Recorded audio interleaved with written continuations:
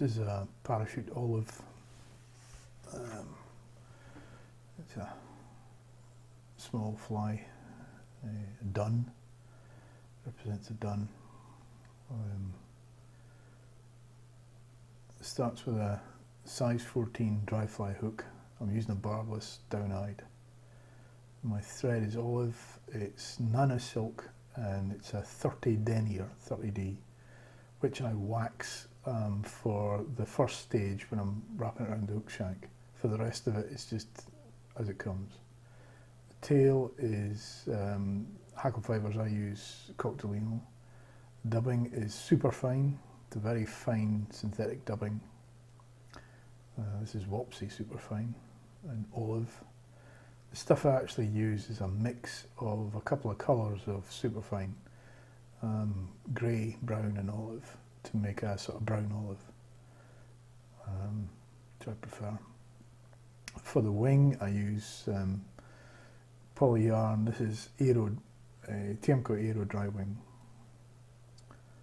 And finally the hackle is, I'm using a saddle hackle. It's a cock hackle, sharpest you've got. So I've waxed my thread and I'm taking it onto the hook shank, and I take it from the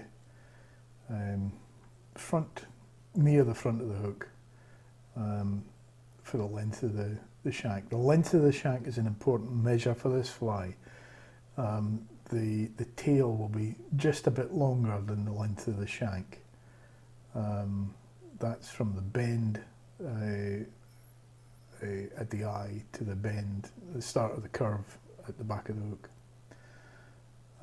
My tail is measured against the shank, so it'll be a little bit longer than the shank length, nearer the length of the hook really.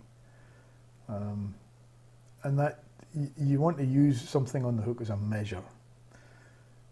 Couple of wraps to hold it, then bring the thread under the tail, which brings the tail up and fans it out. It's more important that it fans it out than lifts it actually. And then wrap the fibres down for the length of the hook shank on top of the hook. Just keep them on top of the hook and trim off. You can use hackle barbs for this. You can use microfibbits if you know what those are, synthetic fibres. I prefer Coctolino just because I've got it and it's a nice material to work with, nice natural material to work with. So bring your thread back to, it's about a quarter of the way. If you take the length of the shank as 100%, it's about 25% the way back from the eye. And the thread hangs there and the wing will emerge from that position if you like. So there's my strand of poly yarn going onto the hook shank, and it's held in place with a couple of firm wraps. And then I lift that up, so that strand, I have to work that out. That's going to be half the size of my wing, if you like. And then a couple of turns in front and behind, and those turns around the hook shank are quite important. They make sure that you can't lift the wing up, because the next stage is I'm going to post the bottom of the wing. So I've taken the thread up onto the wing and I'm winding it around the base of those two tufts, that one wing, to bring the two tufts together as a wing. Now I'm going to paint the thread with super glue here, and the idea is to make the post and the wing firmer. It's to make them harder. So I paint the glue onto the thread. I try not to get it onto the bobbin holder. And then as I come around the fibres, it sticks, the thread sticks to the wing and it becomes hard. Keep coming up. My hackle's going to be on that posted area. So I'm just going to paint a wee bit more and come up a little bit higher. You don't have to do this, it's to do with the way that I put the hackle on the fly. And it makes things more secure, it makes things firmer and more secure. So again, I've just painted about an inch or so of the thread with a fine layer of that super glue. I'm using one of the fishing super glues actually, the one from Fulling Mill, but I think any of the liquid super glues will do this. Now I've got about 3mm of wing there, of post there, and then I'm bringing my thread back down and a little bit more glue on the thread at the hook shank. And again, what I'm doing here is I'm firming up the base of the post, and that's just giving me a really solid, as that dries, that'll give me a really solid wing, so that when I start pulling on the thread around the base of the wing or winding the hackle, it won't bend out of position. Super glue, as you know, dries really quickly, so it'll, by the time I get back there with the dubbed thread, that'll be dry. Superfine is a very fine fibre, synthetic fibre. You want tiny amounts for this. These are tiny, delicate flies that you're tying. 14 is about the biggest I would tie normally of this fly. More often I'll be tying 16s and 18s. So it's a tiny amount of dubbing that's on there, enough to cover the thread. It looks more because I'm so close up, but it is a very small amount of dubbing. And I'm going to catch it.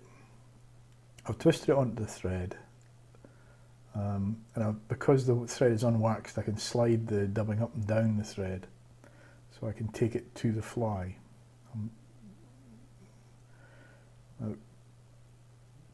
As I twist it, it's slippery, and what I do is I slide it down to the hook, trap a few fibres, and then twist it some more, and that bundles it up, makes it more manageable, and then wrap forward. You can see that I'm using a mixed dubbing. You don't have to do that. It really doesn't matter. It's just something I like. If you want to tie all one colour, that's fine. And just tighten the dubbing onto the thread each time it comes loose like that. This is a long staple dubbing, so you've got to use small amounts. It doesn't come off the thread very easily.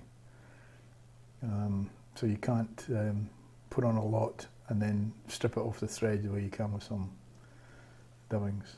Now I've stopped behind the post, and I'm going to prepare my hackle. I'm using a saddle hackle. You can see that the fibres are about the length of the post to the bend, and actually it works out that it's about, for this hook, it's about the size that I would use for a collar hackle. I'm stripping the stem.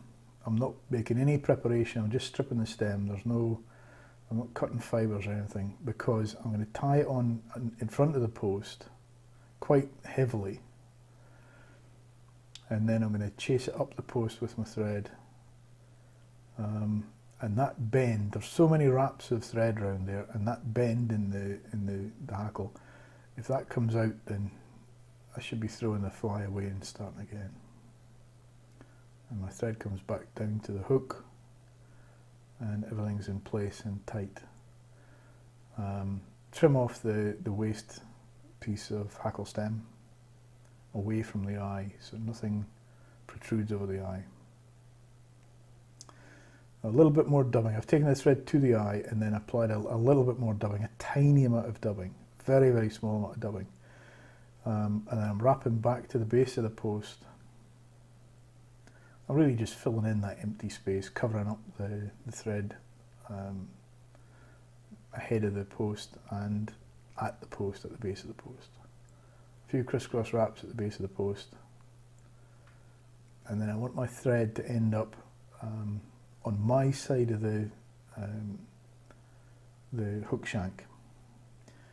Bend the stem and start wrapping the hackle, and it's as near as you can touching turns, and you try not to overlap, and you just carefully wind it down.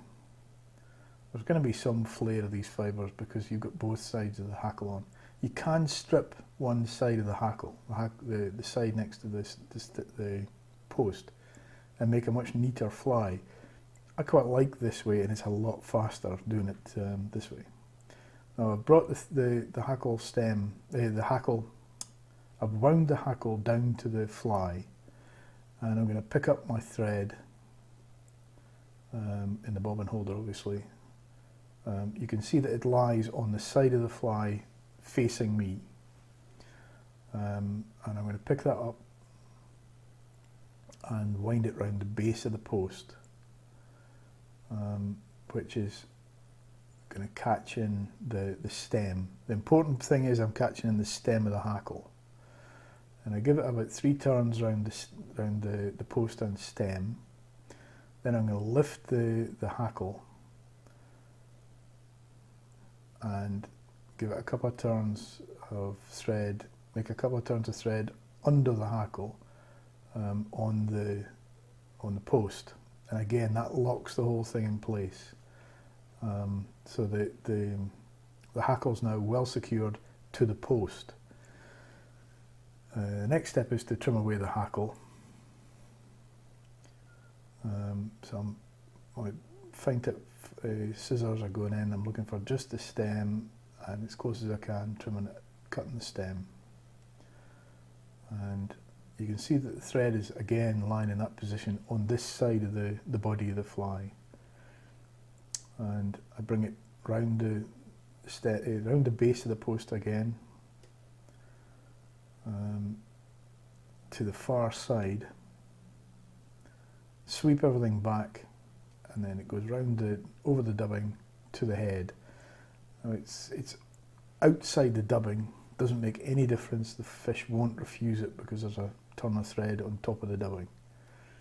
And then whip finish at the eye. I can, if everything's secured properly, I can pull the post and hackle back. They're quite flexible, and I can reposition them. And then 2 whip finishes. Slippery thread. It's a GSP thread, so you need to make a couple of knots, and it needs to be cemented. I'm going to use a touch of head cement varnish on top of this, just to seal everything and lock it down. Now, the only job I've got left to do now is I've got to dress the hackle. I can move the fibres on the hackle a bit, straighten them up, bring them down parallel to the body of the fly, and then I've got to trim the wing.